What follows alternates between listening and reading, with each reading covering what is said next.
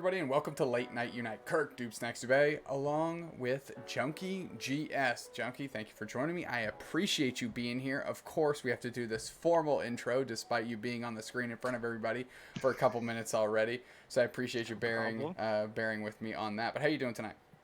Bro, I'm so excited to be speaking with you. Excited to see where the conversations go. Thank you for having me. I've been looking forward to this for a while. I definitely may or may not have harassed Zoinks about this, like for probably over a month. So I'm excited. It'll be a banger. It's gonna be very good. It's gonna be very good, and I'm glad you're here so we can have a chat, especially, we're gonna be able to talk about low expectations yourself as well, and of course your huge involvement in the community. So, first, the thing I like to do, Junkie, is get you in the way back machine here. There's Hmm. two questions that I asked. I'll start with number one. Number one. Is this kind of the first esports scene you've gotten into? Have you been playing competitive video games in another way, or is your video game journey been a little bit different? Talk me through just kind of how we got to this point in time where you have become a Pokemon Unite player. Yeah, sure. So I would say like my formal esports experience starts with like the League of Legends scene. Mm-hmm. I became super passionate about it in about like end of season three. Um, just took to the competitive scene a lot. I got involved with helping a lot of pro players kind of early on in my career. I would say like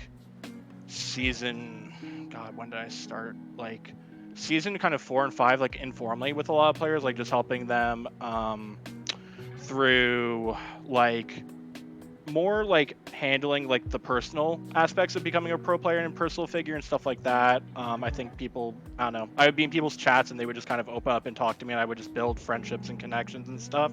And then it kind of transformed into, I'd have to check my resume. I think it was 2017, working with pro players on C9 in like a more consulting sort of way, Mm-hmm. helping players through kind of optimizing practices, optimizing how to navigate team stuff, just kind of like an overall just kind of resource directly for certain pro players that I just made connections with and stuff.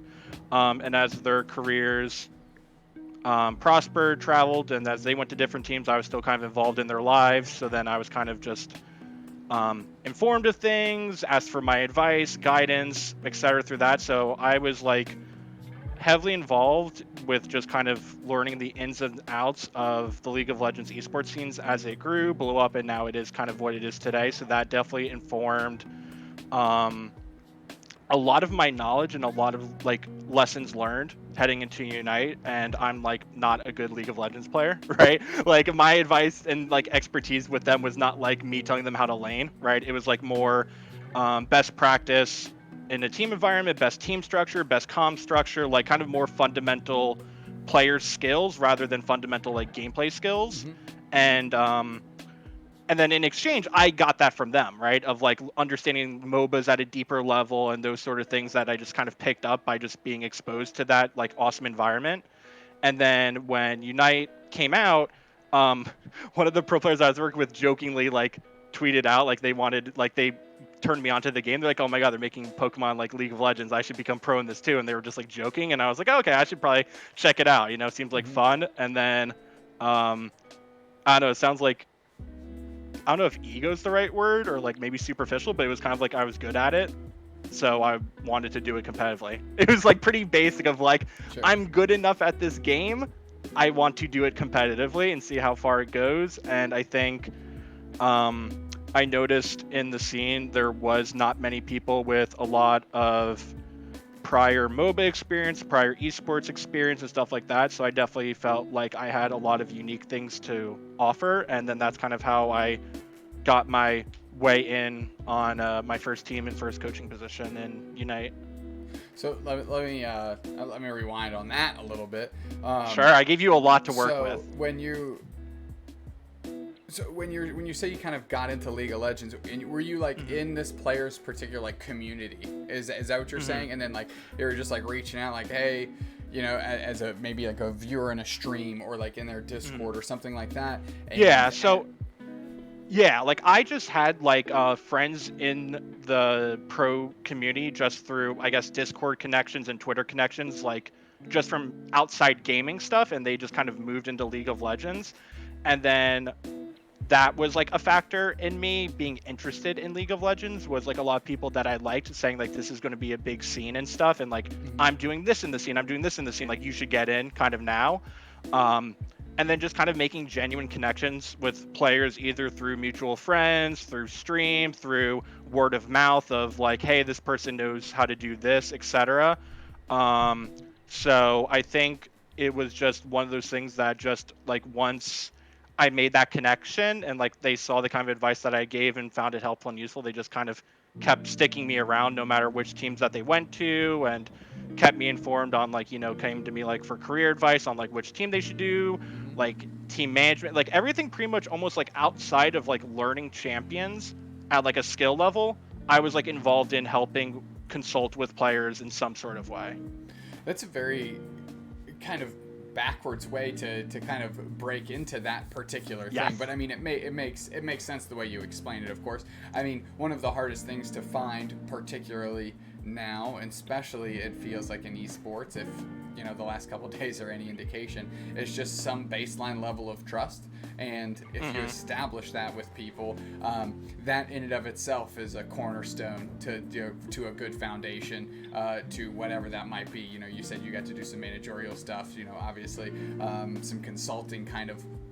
It's a great blanket term, to be quite honest. Yeah, exactly. And you find yourself on C9, which of course, just from as an outside lens looking in, that would be a type of organization that obviously we want in Unite, right? That would be like a game changer for us. And I think not that it should be a goal of an individual, but I think it's the goal of the collective. All of us that have put a lot of time, energy, effort in, growing this game, growing this scene, like that's the organizations we want to come in, because that's kind of like a rubber stamp of validity. Of course. The fact that you have, I don't want to say connections. I don't want to say like leverage your connections for Yeah, us. yeah, yeah. But the No, I fact get what that you mean. you are tapped into that has to help get some eyes on it, at least by proxy through you, right? Yeah, I would say like, I don't know, like I guess some people that maybe have less esports experience than I do, like when they would come to me like for their interpretation of where they see this esport going, or people getting into the scene, et cetera, et cetera. And like I remember when Gaming Gladiators was like looking for a team, right? And like the rumors were 100 Thieves, C9, TSM. And I was just like, you have no idea, bro. They like, this game is beep on their radar. Yeah. Like zero interest. Like, not to be Debbie Downer, I'm just like a very realistic, kind of straightforward person. Sure. I think it is. If I had to give like an advice on the path of getting like tier 1 esports organizations in, people need to do a lot more like social media, building audiences, building like an influencer platform, because that's what these orgs are looking at. Like, Absolutely. people like, I don't know how to phrase it besides like people like, how do I phrase it? Like, again, like these orgs are worth hundreds of millions of dollars, right? They value their time, resources. They've seen it all. They've seen esports come and go, games come and go, etc.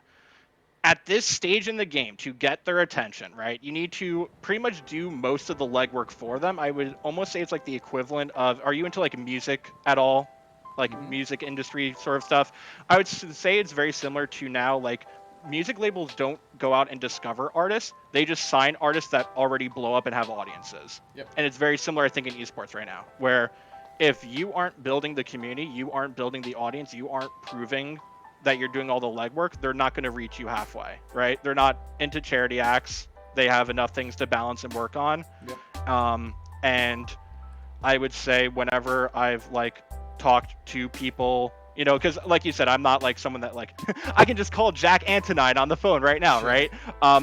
I know people that can do that, right? But that's like that like kind of middleman sort of thing, right? And like just having conversations with people that are in the know that I know, it's like just one of those things where unless it's like a streamer angle,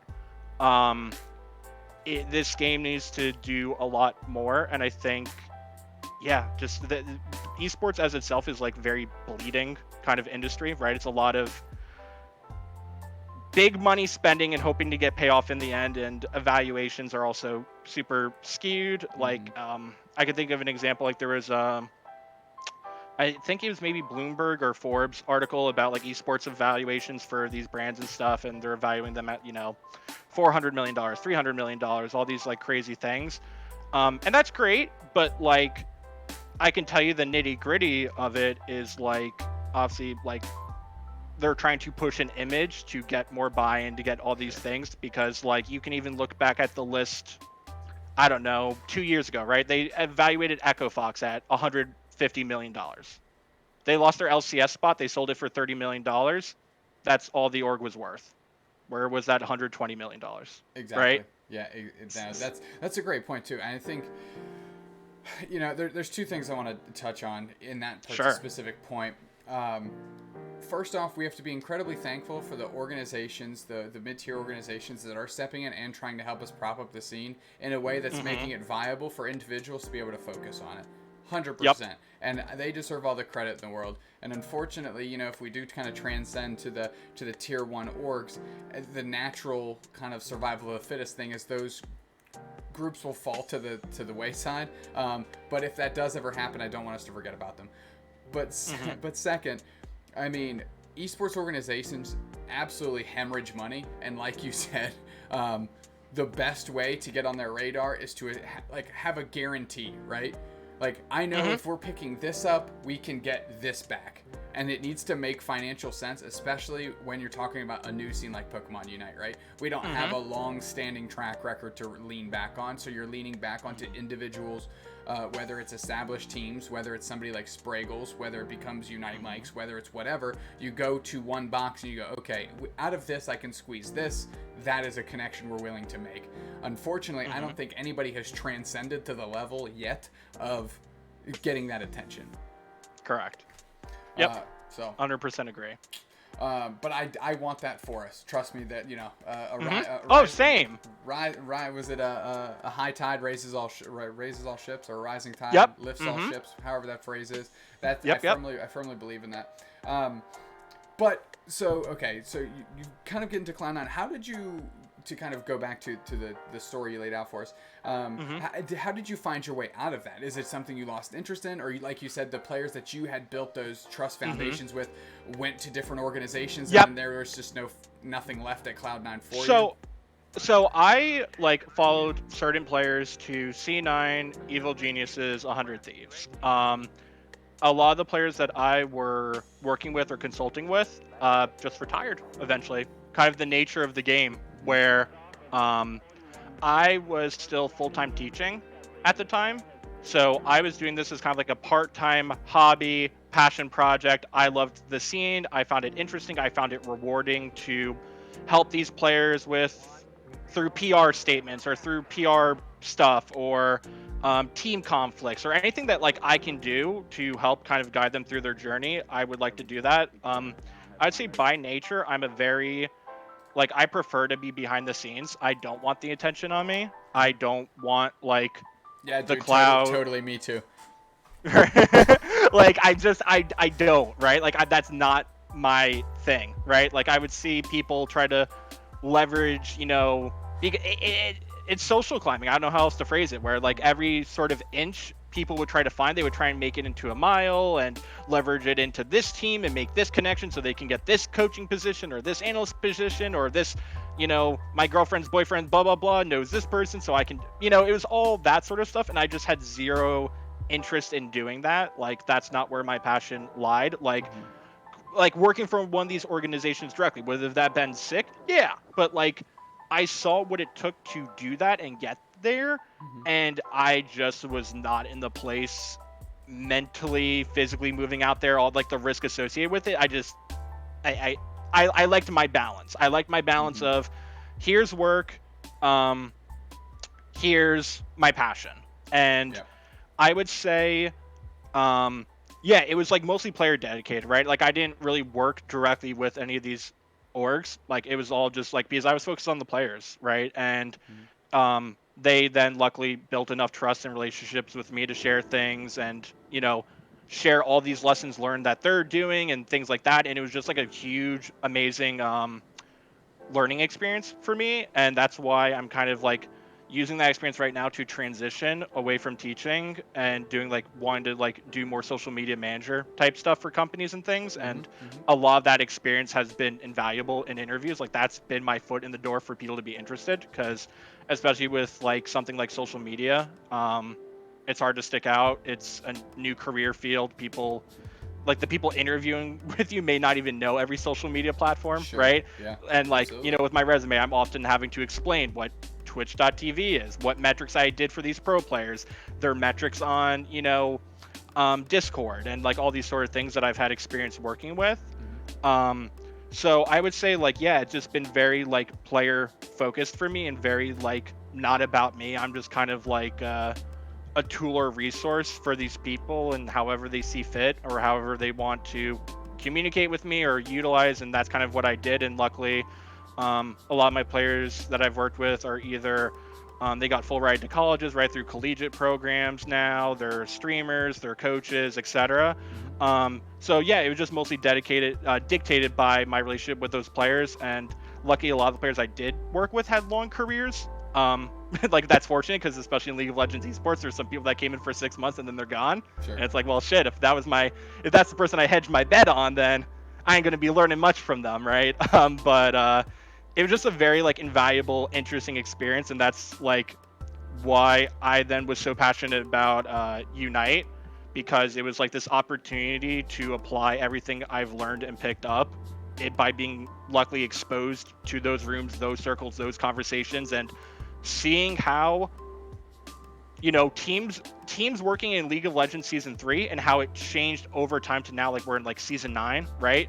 And like seeing the hard lessons that they needed to learn that maybe took years, and like trying to help people in this scene being like, we don't have to go through these painful steps, Sure. right? Like Yeah. Absolutely. we can learn from all their mistakes, all their harsh learned lessons, right? And I'm like a big, you know, obviously teacher background, right? Like I'm not like one, like history doesn't repeat itself, but it rhymes, right? So it's like I've been in, you know, um, I guess, how familiar are you with League of Legends scene for proper context that I might need to Um, provide to you? I have here's insane. This is gonna take us down a whole other thing, but I am going to. Perfect. So, um, I kind of found my passion in casting actually doing when I was doing Pokemon TCG regionals. So I was commentating the trading card game, and I kind of like really found a passion for it. But I think anybody could see that how I cast is not indicative of a trading card game. As it turns out. So, but I do love the Pokemon IP, and it's been just a part of my life forever since, you know, Pokemon Red, right? It's just something I care about. So when Pokemon Unite was announced, I'd never played a MOBA before, but I was like, I love this. I love casting. This is what I want to do. You know, just like you, it's my passion. I don't want it to pay my, you know, I don't want to clout chase, or I don't want to step on other people to make what I want to do happen. I just want to keep my passion for casting alive, and I want to keep my passion for Pokemon going. And, you know, came up with the idea with Unite Mics, obviously got Zoinks on board, and things have been working out to, you know, to our benefit, of course, in that way. But that's how I got into League of Legends. Was I understand who Kirk is, right? But you have to refine your style off of the styles of other people. One, so you can make sure that you are a unique commodity, of course, right? That you are your own person. But also, they're successful for a reason. So I actually dove into Dota, League of Legends, very, very deep. CSGO, and then I started watching Overwatch League as well, just to literally just hear how different casters spoke, how they built anticipation, where they found their opportunities, what they said when and why, when was the right time to cut somebody off because of what was happening on screen, when wasn't, all that stuff. So that's actually got me tied into League of Legends, and now I'm like, this is the first like split that I followed, and like into MSI, like I watched the games, you know, today on YouTube. I was catching up. So like that's all that to say, that's where I'm at in League of Legends. Okay, so then I would have to say, people that maybe are listening in League of Legends, right? Like, I was heavily exposed and in the know of like pretty much almost every sort of League of Legends drama I like either heard of and or was helping players work through. And I think that experience was invaluable when it came to Unite. because I was seeing that a lot of these people, this was their first esport, this was their first time being in a competitive environment, and it's like, I saw what happened when all these players came into the League of Legends scene with even more pressure, even more money, even more, everything kind of exemplified and exacerbated, and how they got out of that, or how, like, what solutions actually worked, or what things didn't work, or what people spent maybe a year or two like thinking would work and didn't work because what they thought was conventional wisdom from sports didn't carry over to esports. What was conventional wisdom in business wasn't conventional wisdom in business and esports and influencer culture and streaming culture, pro player culture, building teams, etc. So that, like, really excited me about, like, the ceiling that a lot of these players could have. But then it was like the double-edged sword where I was entering a lot of Unite spaces where I was noticing, like, a lot of the same kind of common thought patterns or traps that League of Legends players were getting into in Season 3, right? Where how they viewed the game, how they thought about the game, how they analyzed things, how they reflected on their play, etc. And it was like deja vu for me, because it's like I have the cheat codes right here. Like, I can skip us from now to Season 6 and Season 7, where, like, people learned how to optimize practice. People learned how to optimize, like, the mindsets and framing and stuff that they went into the game, how they discussed team fights, how they viewed objective play, all these sort of things. And it, like, really excited me about, like, the potential of where the scene can go. But I think it was also then difficult because so little people did have esports experience. So trying to then convince them and get their buy-in was also something kind of difficult I had to do. And this will build into one of the questions in chat, was what specifically translated to Unite teams you've been on. So then Season 1, I joined Wind Traders. Originally, I joined to help coach them. They were kind of like, how would I phrase it? Kind of like stuck mentally in a lot of things. And it was just an offhand conversation I was having with the team, just about kind of my thoughts on how I fundamentally view the game, how do I fundamentally view MOBAs, my experience, etc. And instantly, Gecko Kami was like, I want this guy. I want this guy to be coaching. I want this guy to be in our VOD reviews. I want this guy to be coaching us through things, right? So that was kind of my first in on Unite. And then they knew that I played support. I was pretty good. So then I did some tournaments. We got some nice, first and second place finishes in some tournaments. That was cool. That then translated into me going into the short-lived mid traders, which is like deep lore of where we combined the mid midnight and then wind traders. So we then had Faz, Retsu, Everling, Otter, and God, I'm now forgetting. It was Faz was support, Retsu was top. Was it Gek? It might have been Gek. Yeah, Gek, Alan, and then that would like lived on for like 2 weeks, and we looked super promising. Like, I didn't really get to do as much as I wanted with the team, because at the time, Shiny was entering the scene, and they wanted Retsu and Faz, and they saw like what we were doing and the potential, and instantly rang up Faz and Retsu. They let me know. Faz like told me about it, and I was like, I'm super supportive. Like, you're going to get paid. You're going to get all this exposure. Like, this is what I would want for my players, right? To have better opportunities and stuff. But it definitely sucked where it was one of those things where obviously you see where all those players are now, right? Gek just finished second in EU AO's Cup. Alan just got first place in AO's Cup. Faz did a lot of work on Blossom. Retsu did a lot of work on Blossom. And it was just... and then Eber, is a top EU player also, but now like they disbanded, and I'm sure he'll find a spot because he's cracked attacker. And for those that don't know, Everling is washed rookie as well. That's their tag in game. That's what you go, bam. Thank you. That's what you've seen it. If you've been watching like the AS Cup or the March or February finals, that's what you've seen on your screen. But Everling is washed rookie, so just want to get that out there for the. Thank you for that. No, thank you. No, I would have not mentioned that unless you said so. So I love that. And then after that was short-lived, I then was kind of in the predicament of like I retired from playing because I'm someone that like I don't have an ego, right? Like if someone's a better player than me, I want them on my team and I will coach and help the team. And that was my angle with Faz. Faz at the time was a much better support than me. I knew Faz would fit the team better. I knew my best asset was coaching, and that's what I wanted to do. And then once that opportunity was gone and I was seeing how things are playing out, it's like, okay, I'll try playing again. That's when I joined White Flag Gaming. We had a bunch of success there with things. I ended up leaving the team due for reasons. I'll leave it at that. And then that kind of sent my search, because that was like towards the end of Shiny Cup ending, and that then set up Worlds, where I was kind of like a free agent looking at opportunities and stuff, waiting for, because at the time, in case people don't know, a lot of the teams were mixed with NA and EU players at the same time. Yep. And everyone was waiting for Worlds ball to drop of region exclusion. So everyone was just like, didn't want to do anything until we had that confirmed. And then everyone went all over the place, right? That then took me to doing like fill rosters and things like that until I ended up on IX as a support. Ended up, doing nice things with them through February and March world stuff.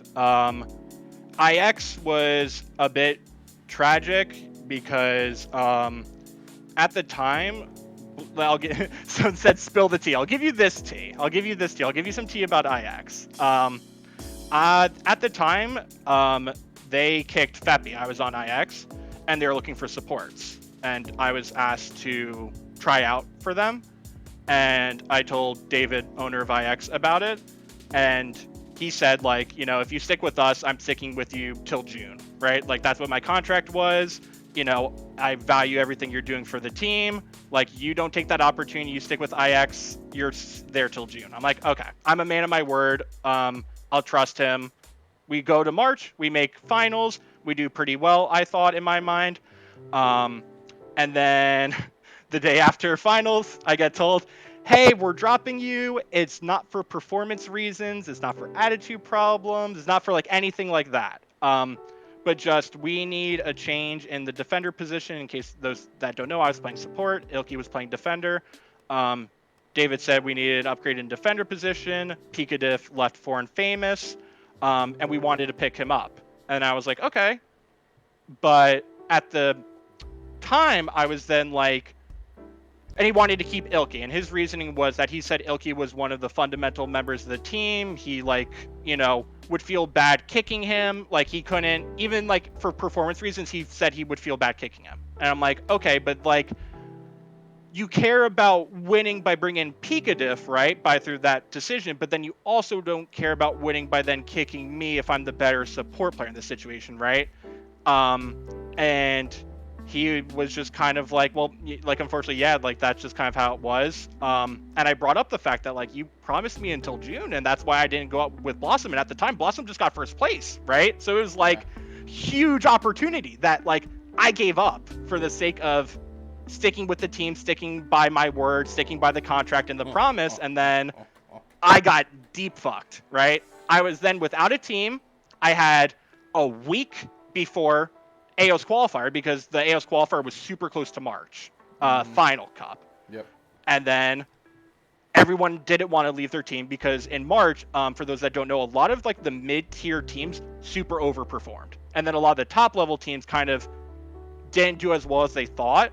So no one wanted to change rosters. Everyone was riding a high of like getting big upsets, and then the top teams were kind of like bunkering down.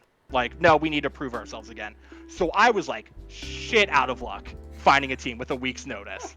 And then that's how low expectations happened, where I was like, I need points. Like, I want to compete, even if we don't do well, no points. Some points are better than no points. Sure. A lot of reaching out to people, things falling through, things up in the air, etc., etc., etc. Eventually, we finally landed on me, Uzi, Nish, Nine, Ree. We had a total of maybe 5 hours of practice before AOS Cup qualifier. over the course of 3 days. So not a lot of practice. Mm-hmm. None of us have played together with each other. Oh, and then another thing was IXGT got formed, right? So then that was like a double stabbing in my heart of like, wait a minute, why couldn't have I just then joined IXGT if you wanted? So yeah, just esports, baby. Esports, baby. That's all I gotta say. Esports, baby, indeed. Let me throw just a quick pause because throwing a wrench. I went on a tangent, bro. Low expectations is a rabbit hole I want to chase without a doubt. Go for it. That's a fun thing, but I have to put that on ice for just a second because like I gave you so much to work with. In case you can't tell, I give you everything. You pick what you want to do. So yeah, I need to jump again into the Wayback Machine a little bit here. Go for it.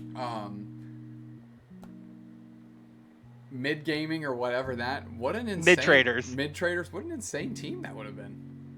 Yeah, absolutely no, we were cracked. Like we literally did one tournament and we looked super freaking good, and we didn't even practice that much because I think Retsu had like commitment issues at the time, and like yeah, unfortunately, and Shiny just came in at the perfect time. Like no other team, no other org had money, and I'm not going to be a dickhead and be like, don't leave, you're like, no, like they have the opportunity to be on A Drive stream, grow their platform, grow the Unite scene, and get paid.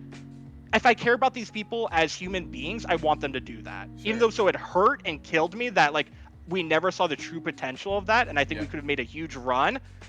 I was then happy to see them do so successful on Blossom and Shiny at the time, because it was like I knew Retsu and Faz are insane, and the potential was limitless for them. So that was like a really rewarding feeling for me, but also bittersweet because it was like, oh, I wish I could have been there to help along and stuff like that. But yeah, mid traders, very short-lived lore. Nobody really knew about that because it was a 2-week thing, and then the Shiny announcement was so hype, and yeah.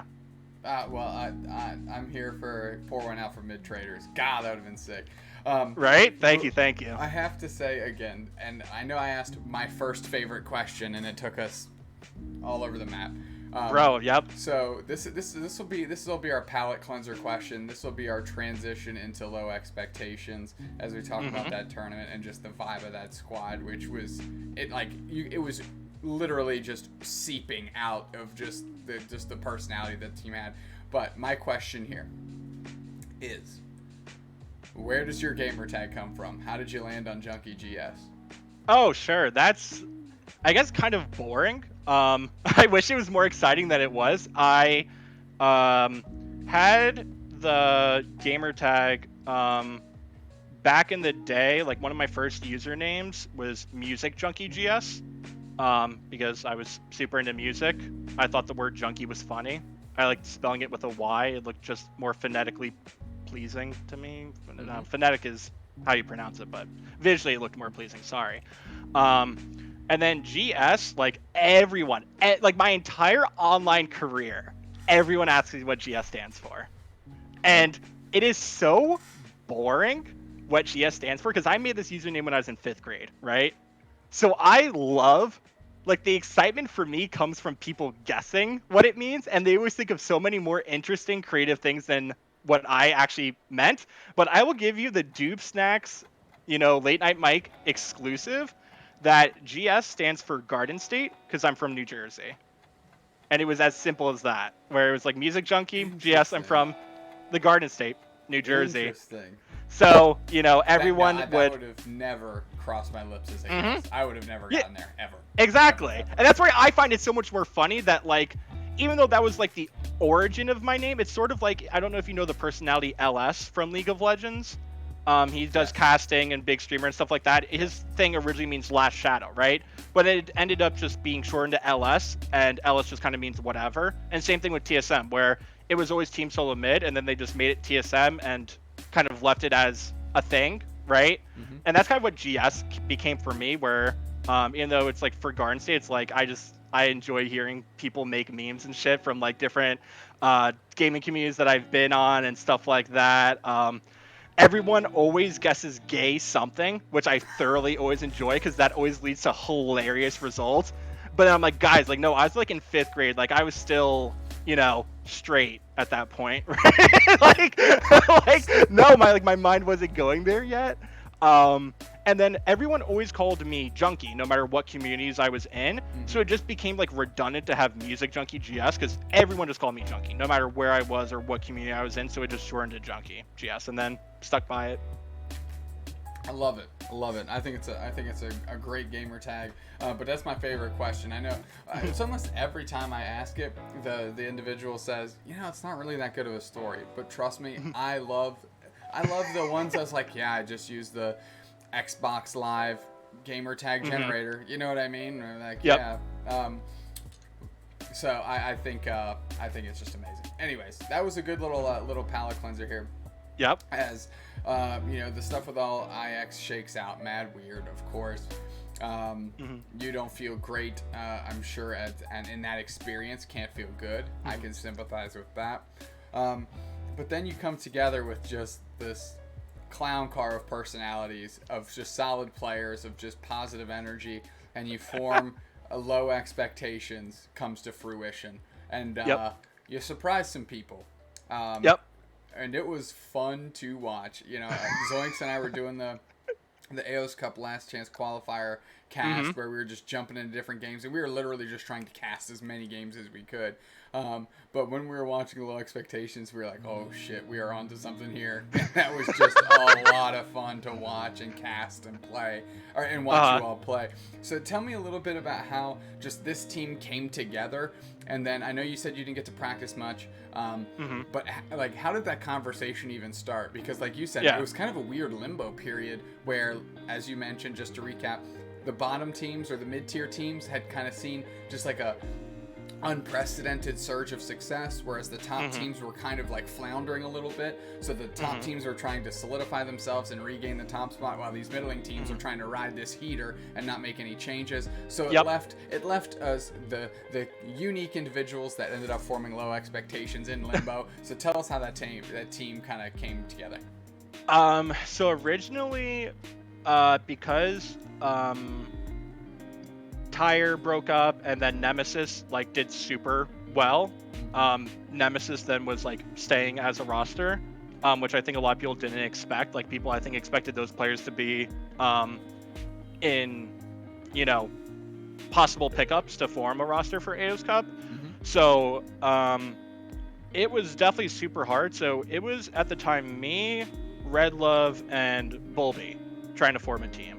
And Bulby obviously can do multiple positions at a super high level, arguably top 2 level, right? Red Love can do multiple positions, right? So Bulby could have done top lane, jungle, defender if we needed, but we wanted Bulby either top lane or jungle. Then we had Red Love, who wanted to do defender but could have done defender, attacker, jungle. So we had like a bunch of flexibilities. Can I hold on? Let me ask you a question right there. Sure. If I can knife in before, because I don't think we're going to be able to get back to this if I don't ask it now. Go for it. Why did you? Was there a reason why Red Love stated they wanted to play defender? Because kind of like when they joined Descenda, I saw them playing a lot of jungle. Then they're in bot lane attacker role, or excuse me, they had been playing bot lane attacker. They went to jungle for Descenda. Then I was watching them scrim out, and he was like slow broing in the bottom path. So what was the reasoning there? Is it because he wanted a little like more of that shot call ability to say like take the engagements with the bottom path, or what was the thought there? Like, it was just a defender drought, to be perfectly honest. Okay. Like, yeah, that makes sense. like NA, like compared to EU's defender pool, NA's is pretty like lackluster. My time, and I baby. think, yeah, like, and like I wish it was more unique than that, but it was just kind of like a decision of circumstances where we kept trying out defender players and they kept sucking ass, and it was just one of those things where Red Love was like, bro, like I refuse to play attacker while I'm watching a defender throw our lane. You know what I mean? Like, it's easier for me to direct an attacker to follow my autos, follow my plays, than to teach someone how to view the game in a macro sense, or view the lane in a more, director position. So that was pretty much the reasoning. That makes sense. When broken down like that makes a lot of sense. So I know I kind of cut you off a little bit there, but no, please do it. Like, bro, you, in case you can't tell, I will go on tangents and give you a whole vomit of information. Please cut me off if you find something you want to talk about. It's the easiest one I've done so far. Just cut you loose. Between you and Peak, I almost didn't even have to be here. Um, um, so it's you three, and of course that didn't end up coalescing into being what the final team was for Low Expectations. But you guys are having these conversations. You're trying to figure out. You're trying to find 2 more people. Yeah. So then, because Red Love was originally on Full Send at the time, and he got cut, right? So they needed an attacker position. They weren't finding attackers that they liked, and Bulby was coming off of playing top lane for Ascendance, filling in for them. And so Full Send then reached out to Bulby about being the top laner, and then Otter filling in as attacker. And that's obviously like a cracked opportunity. So we were like hyper encouraging of Bulby to do that, and if he gets it, like just go for it, right? So luckily that worked out for him, and now look at him now, like really like one of like the arguably like one of the best underdog stories I think in the history of our scene so far. So that was like super rewarding for me as just like a friend and supporter of him to see such like a definitive performance and win that people really can't question, right? People may want to see the they're flipping and stuff, and maybe like whatever, but like I think the fundamental skills to get to that position, 1, 2, the amount of games and hours he put in, he is like without a doubt in the entire NA scene the most dedicated worker of any player.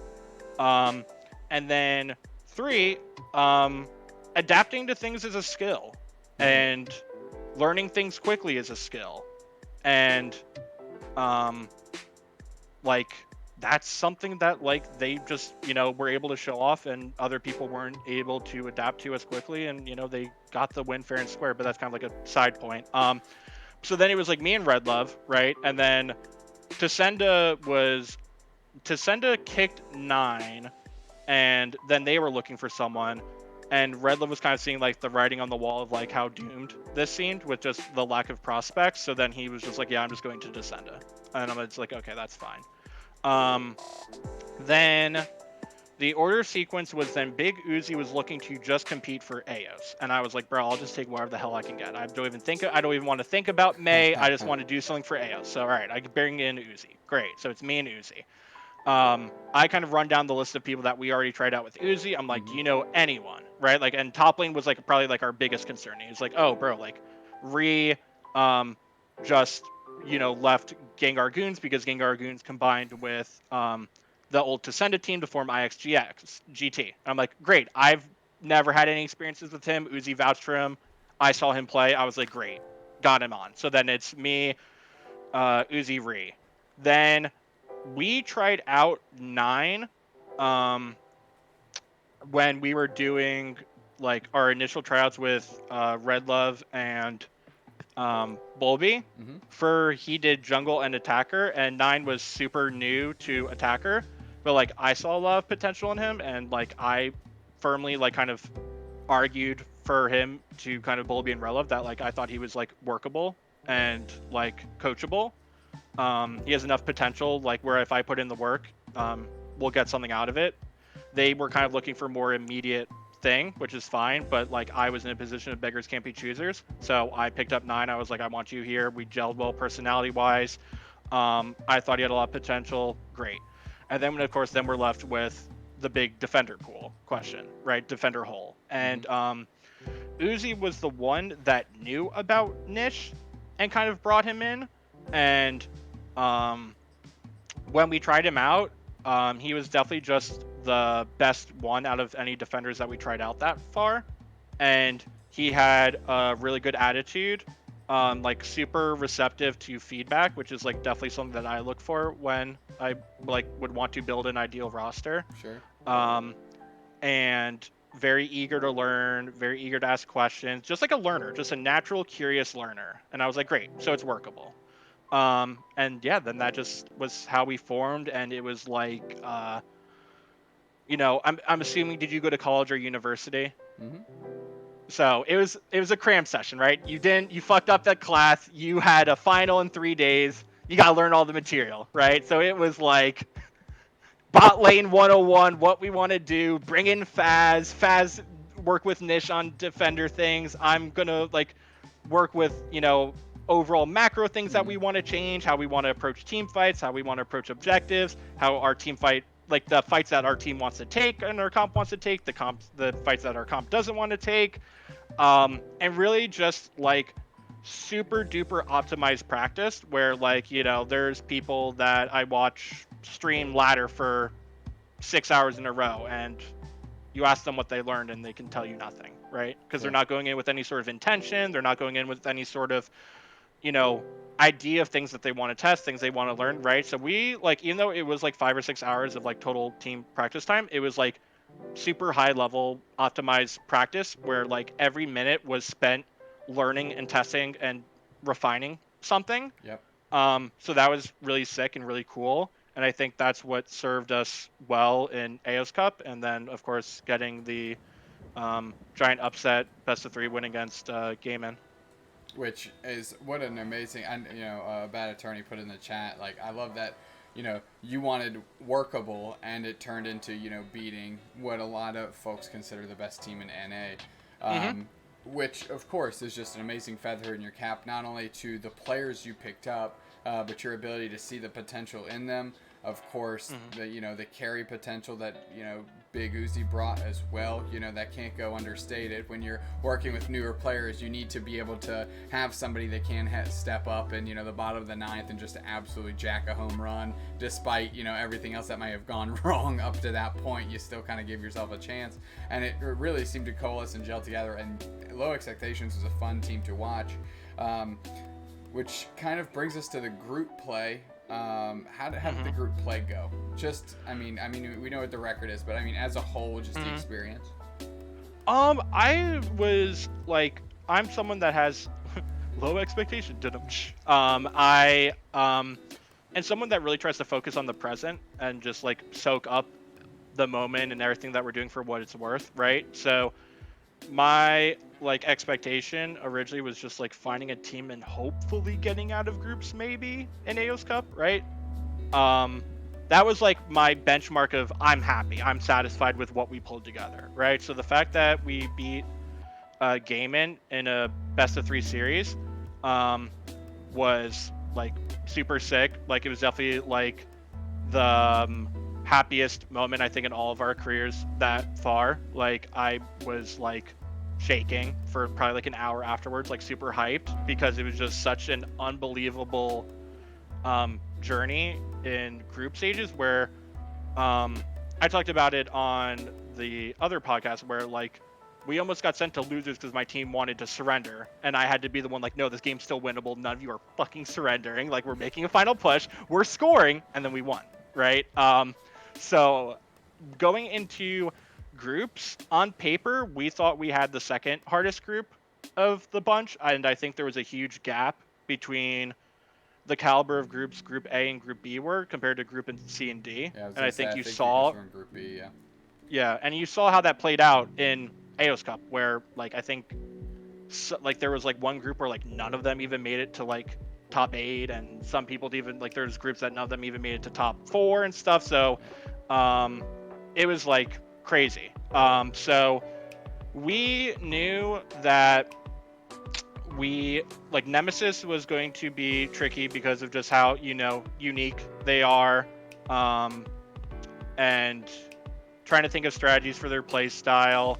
Our practice schedule like leading up to it was kind of hectic because some people had like finals and stuff, so it was very like kind of inconsistent practice, not exactly like what we wanted to do.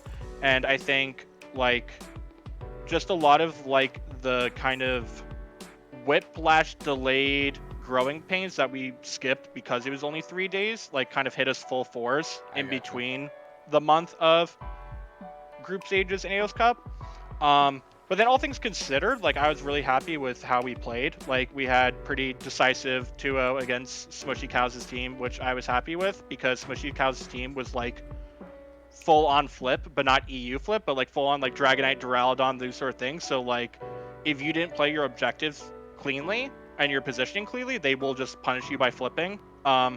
So we definitely like trash, right? Yes, correct. Actual trash. Thank you. So we were definitely like, having to like not be complacent, really like, use our communication skills, things that we've learned, and even though it was 2-0, like they were good close games. Then we get into Nemesis, where we no. The first game was super close. I think it's the game where we lost because they got like the most like frame one last minute dunk from Zap, and if like it was delayed like 0.1 more of a second, or people jumped at a certain way, we would have won that, but we lost it, so it's like, okay, it's fine. We brush it off. Game 2, we win pretty decisively.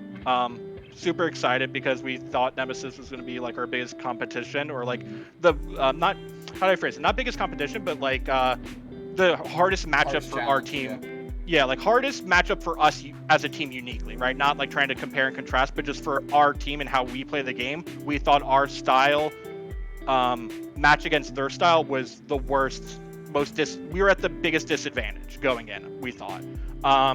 And then game 3 happened. They changed up their comp to their final comp of like what they ended up kind of running the rest of the tournament, because the 2 games prior, they were running kind of different defenders and different things. And that game 3, we kind of got the full Nemesis experience when they were kind of pushed to the wall.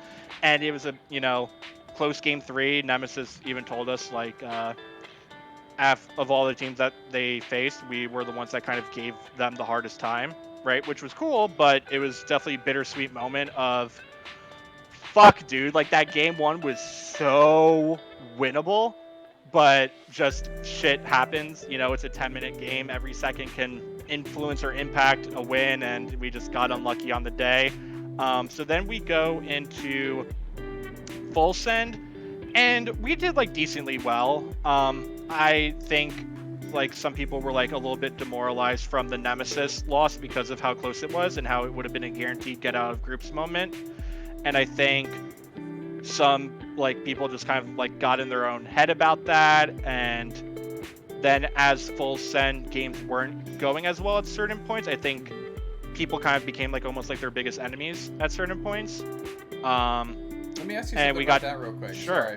Yeah, go for it. Do you think, just in a vacuum, obviously nobody can predict when you change factors up, but do you think if Low Expectations had been a more established team, a little bit more experience, maybe a little bit more practice, that mental gap, that mental boom maybe wouldn't have happened between Nemesis and Full Send?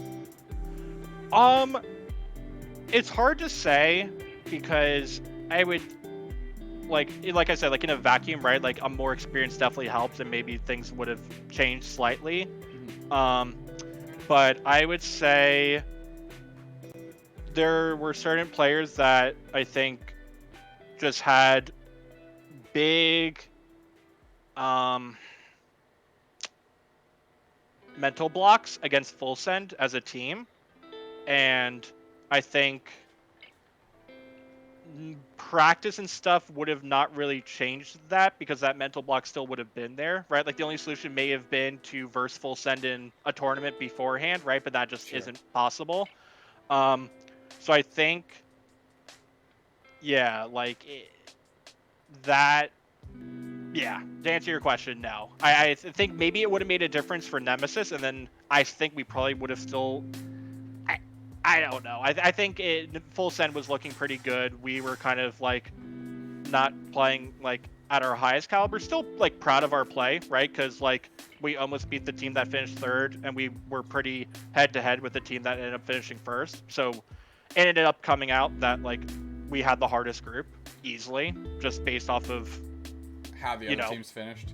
Yeah, how all the other teams finished, right? Which I don't think anyone really expected. Like everyone kind of agreed that we were probably like the second hardest group, but like everyone was like, Group A is like for sure, without a doubt. And then you saw how it played out. So then maybe we would have been better off in Group A if we lost to Gaimin in the qualifier. Who knows, right? But that's just kind of how the cookie crumbles. And maybe Gaimin would have knocked out Full Send in groups, and we would have never had this storyline of them learning EU and winning a crazy best of 9. So that's why, like, that's the excitement for me, Like, I can understand why it can maybe be frustrating to some people, where it's like, oh my god, like the smallest things, butterfly effect, can do crazy things. But like, that's where the fun of it is for me. Is like, oh my god, Me bro, of too. all the Trust me, me possible too. case scenarios, like this is how it played out. Like, just as like, I try to remove myself from the situation, right? Because as like a player, I was super, upset and frustrated because we were so close, and Yeah.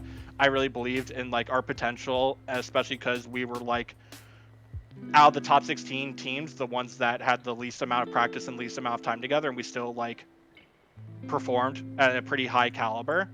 Mm-hmm. But just as an esports enjoyer of the Unite scene, seeing how everything played out was like super entertaining and awesome as a viewer. Yeah. So, I mean, that goes without saying, right? I mean, that tournament. If you were writing a movie or whatever of that tournament, that is the storyline you'd want to write. Is how it played out, that weekend. And I'm glad that you're able to remove yourself and see that, because that's the type of thing that helps draw eyes to the Unite scene.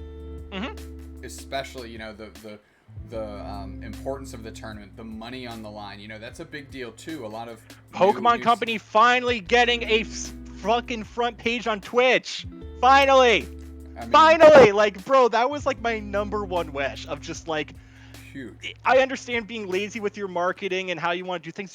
Just pay the effing money, get on the front page for tournaments. That's it. And you will realize like the value you will get from that is almost more than any sort of influencer partnership or whatever else they were trying to do. And that like made me super excited that like Unite had 20K views, and it was like the first exposure like a lot of people had. So that was like, it was really perfect. It was awesome. That was like my fingers crossed moment. And then the fact that a lot of them stuck around after like the front page spot, because I think the front page spot was only for like an hour, maybe it was 2. I'm not positive. So but so a little behind the scenes action on that. It was for an hour. Okay. So the way it worked out, it actually worked out really well, because Spraggles and Jeff were casting at the top of the hour, and Spraggles and Jeff are very, very good at breaking down the game to a beginner level and explaining the core of what's happening, right? So it worked out perfect that the first 40 minutes was Spraggles and Jeff obviously casting a great game, but also really giving you like the high level how the game is played. Yep. And then they passed the baton to, the Muppets that are me and Zoinks, and we had our game. So now you already have the baseline, right? So we don't actually have to touch on that. So Zoinks is able to flex his kind of like his deeper game knowledge as well as the knowledge he has on his teams. And then I just get to go batshit crazy like I do like during tomb fights and stuff. And then we ended up getting a retention of like 9K for like the next hour, through what we were casting. You know what I mean? Yep. And that's huge. So like front page, we were like 3,000 front page spiked to like 17K. And then, translate that into like a 9K viewership for like the next 90 minutes or whatever that we are off the front page is huge for the game. Like it's massive. It's absolutely massive. So the way that shook out was really, really good. And we were actually kind of like, verbally high-fiving, during our breaks, like, man, like we pulled that off. Like we made that work like the best way possible. And what was even cooler, of all of that is none of this was discussed, none of this was planned on how we were going to approach it, but it was kind of like everybody just kind of hit that sync, whereas like Spraggles and Jeff was like, okay, we're on the front page, new people to this is what we need to do. And then Zoinks and I are just watching the clock. First off, like, hey, are we going to get to talk like while we're on the front page? Obviously, because that's awesome for us, right? Yep. But we're watching, I'm like, all right, we got 20 minutes, which means we're going to get one game in. And Zoinks was like, this is what I'm going to do. They hit the basics, I'm hitting storylines, and I'm going to give deep gameplay mechanics. And in my mind, I was like, okay, just go as hype as you can on any moment that comes up. Really let people know that, hey, this is an exciting 10-minute game. Like, it's not a huge time commitment from you, but it's a good experience overall. And I think we kind of crushed it. That's nothing I got to vocalize, so I'm glad like that kind of naturally came up in this conversation, because like I was incredibly proud of obviously the production team, but obviously Seltzer and the other casters, of course Zoinks. I think we just naturally crushed it without ever having to work it out, and I think that that's something we can be proud of. I'm proud of it anyways. No, I'm telling you, like, I reached out to Zoinks too, but it was like every pro player was like talking about their favorite casters, and it's like, we all love Zoinks because of the deep knowledge, but then like, No, like I'm sorry, it's BM, but I'm trying to not be BM. But like, the most players. How do I phrase it? The casting duo that had the players unmute the stream the most were you guys. I'll phrase it that way. Where like everyone, oh, Doob and Zoinks are on, we're unmuting. Like we want to hear what they have to say, like how they're gonna narrate this, how they do it. You guys like we're fucking rock stars. I appreciate But that. I'm big like advocate and proponent of you guys. That's why I love the opportunity to come on any of your shows anytime. The quality of your product is like absolutely something we don't deserve. Like Wow. the caliber of the product you guys give is like absolutely insane. So yeah, no, major props to you guys. Like absolutely like stepped up into the moment and like knocked it out of the park 100%. Well, I genuinely appreciate you saying that. I really, really do. But let's get back to you. This is about you. I hadn't got to vocalize that moment and just kind of how proud that like 2.5 hour like span was, and I'm just incredibly proud of it. And like you said, somebody that isn't necessarily tapped into the metrics or like the texture of how that needs to happen for it to go the way it did. But being in it and like I was just very proud of it. I think it's something all of us should have been very proud of. Yep. It was awesome. It was a great, like, it was a showing that like, it was a showing that the Unite scene honestly doesn't deserve for how good it was. I'm gonna be honest. Like you would think like they were like you said, like you guys had like months in advance to prepare everything and like you knew all this stuff. Like it was like, bro, like the caliber of the product that you guys delivered considering the circumstances is just like we're unworthy of it. Well, IMO. I appreciate that. Okay, let's get back to you though. Low expectations. So you're coming out. You realize the moment. Of course, the Twitch front page. I went off the rails on that, of course, as I'm wont to do. But the tail end of this, unfortunately, is that low expectation goes. We took this train ride and we've arrived at our destination and everybody hopped off the train. What's the word there? What happened with that? Hopefully it was amicable. Hopefully there wasn't anything crazy. I would say like we kind of went into it knowing that like April was like kind of what we planned on doing, right? And then like a lot of the players had real life obligations that they were unsure of how they would juggle or which one they would choose. So we kind of were just like, at the end of it, like, what is, kind of best for everyone? What are people's different priorities? What do they find rewarding? What do they not find rewarding? Right. And I think also knowing, like, what, like having gotten the taste of the experience, right, and wanting to then go the full mile, like we kind of now knew what the work was ahead. And some players wanted to either take a month off, some players wanted to focus on college, some players wanted to focus on possibly job stuff or IRL stuff, and we just kind of gave everyone the freedom of like, go wherever you want, whichever players want to stick around and maybe try and work something out, like let's try and do something. I guess I can give the late night mic exclusive of like I'm working together with 9 right now on a roster that hopefully we'll be able to announce soon. Fingers crossed everything's locked in. I was debating one other offer, but it was like, unless you're paying me, I'm not interested in doing that much work. To be perfectly honest. Okay. It was like, if I have to play for 2 teams and not get paid, is it me mental booming, stressing out, having to, with like,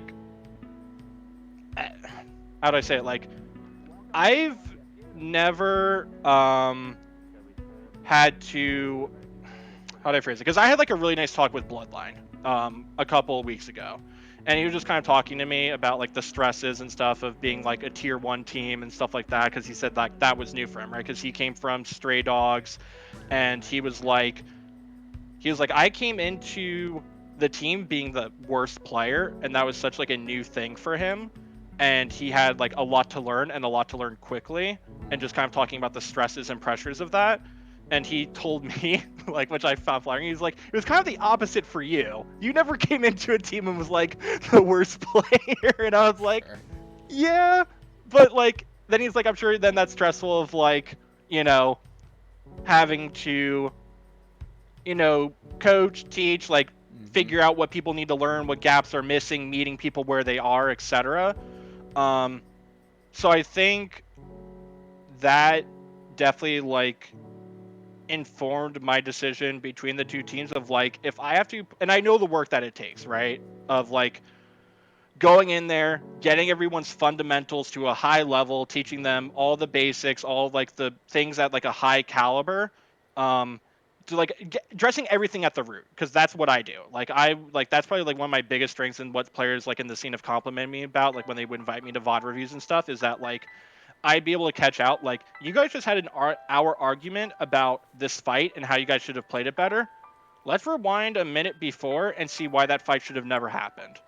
Sure. You know what I mean? Like, and that seems obvious and Root duh. cause analysis, baby. Right? Exactly. Like, and that seems obvious and duh, but like, if people know in a team environment, it's very easy to get heated, emotional, and tunnel vision. And sometimes it takes that person to be like, we are spending hours trying to optimize a play where the play was always going to be 30-70.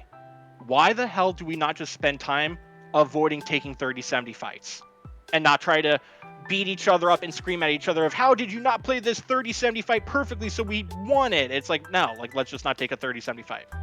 Duh. You know, but sometimes people need that perspective, and I think I do a pretty good job of like, you know, addressing things at a root level, building people up, building up their fundamentals, and kind of just, you know, leveraging all my experience that I've learned from other people. And that's where it's like, I truly have no ego because none of this comes from me, right? Like, it luckily comes from brilliant League of Legends pros that were nice enough to teach me things, expose me to things, and I'm just kind of like a tool and vehicle of this knowledge, and I just want to use it and help people.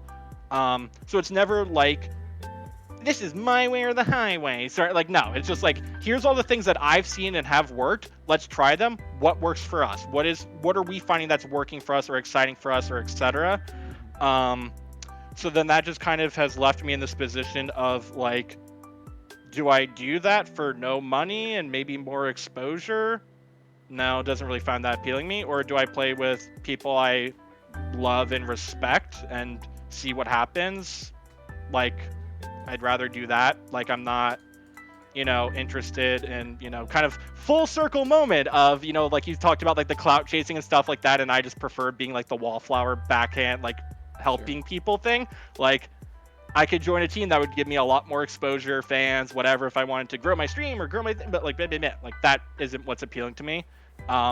Money obviously is huge because we all need money. And like, I'm someone that like firmly believes in like, you know, I know my own value and I know what I can bring and how hard I can work, and that just needs to be rewarded. I don't know, for lack of better words, right? And Absolutely. I don't find exposure and that sort of stuff rewarding. So, I would. Sorry, Tars in the chat. Who the heck would argue for an hour over a 20-second clip? Tars may or may not have been one of the teams in the past where I had to be like, in their team call, being like, guys, Homie, why did you guys just yell about this for an hour when like here it is? And I would just leave and say bye. So yeah, I'm definitely hardcore leaning one way with a team with 9, and you know, hopefully the people that we are talking to and have in the group chat confirm, and then we can announce it and start practicing, and that'll be banger. But I unfortunately don't want to speak for anyone or do anything premature, or else I would give you the exclusive. But yeah, I would say that's kind of where I'm at right now with future career paths, unless this other team gives me a monetary offer I can't refuse.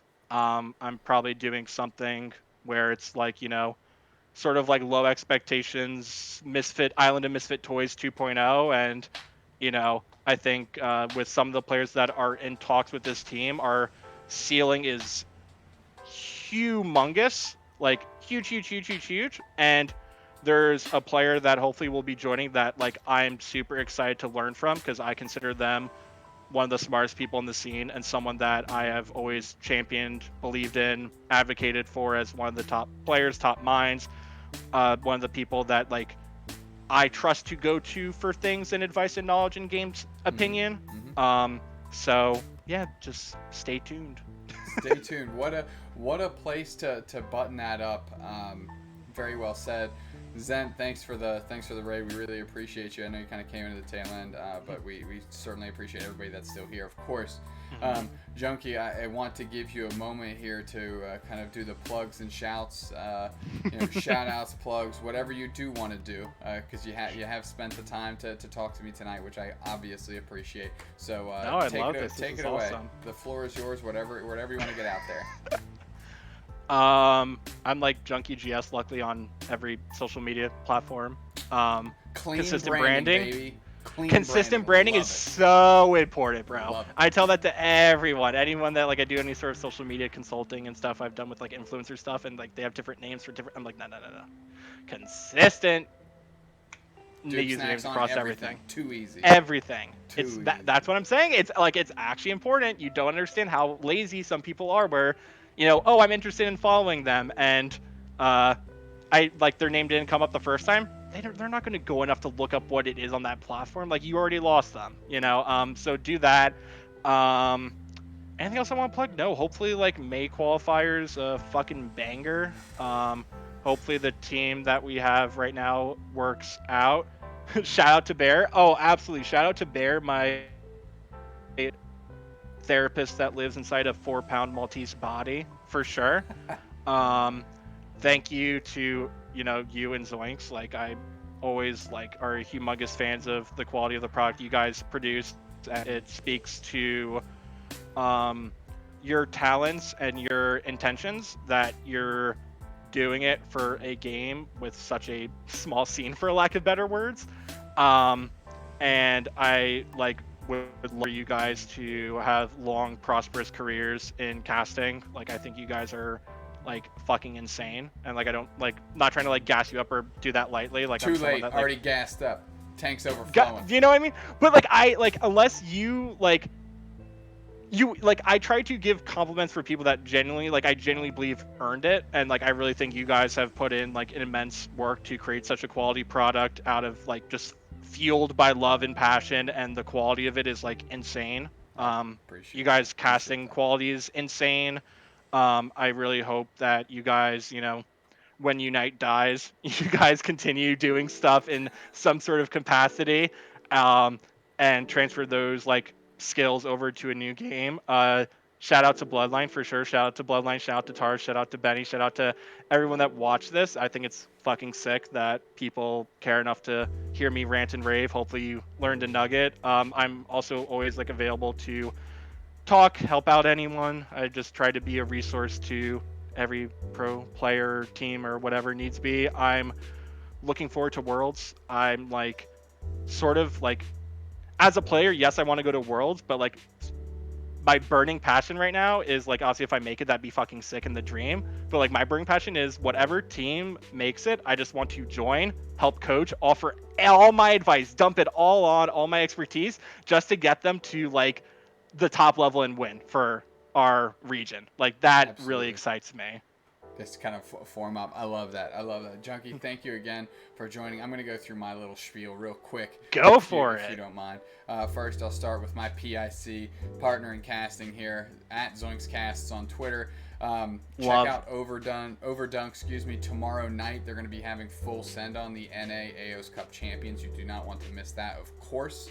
Thank you for tuning to Late Night Unite. This is our one-on-one talk show that I do at doobsnax on everything, especially on Twitter. But most importantly, please follow at Unite Mics so you can kind of keep track of what we're doing, what opportunities we've been afforded, and which ones we're taking advantage of, all that good stuff.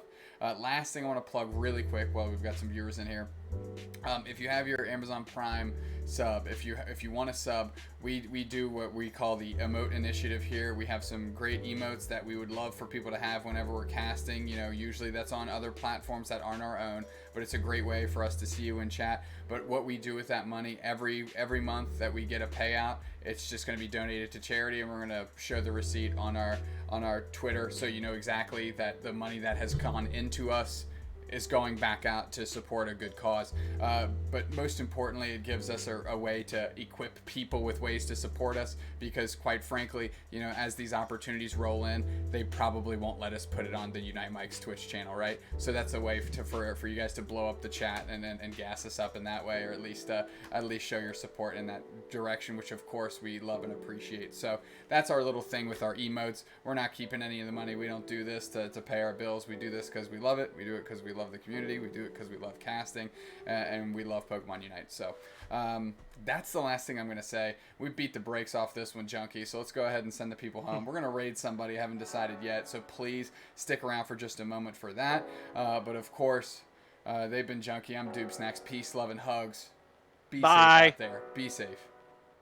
Gotta catch 'em all.